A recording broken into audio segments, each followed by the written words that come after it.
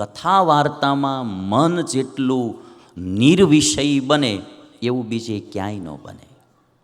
કોઈ બી માણસ એકવાર આ સભા મંડપમાં આવીને બેસી જાય ને, 1.5-2 કલાક એને બીજો વિચાર જ આવે. ઘણીવાર તો માણસને ભૂલાઈ જાય કે હું ક્યાં બેઠો છું. હા, એટલો માણસ એમાં તલ્લીન થઈ જાય. અને તમે આમ જુઓ ને તો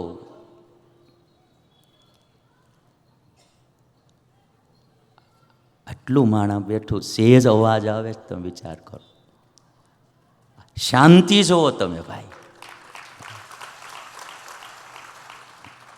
નહીતર 2 માણા અને આટલા બેનો બેઠા જ તોય અવાજ આવે.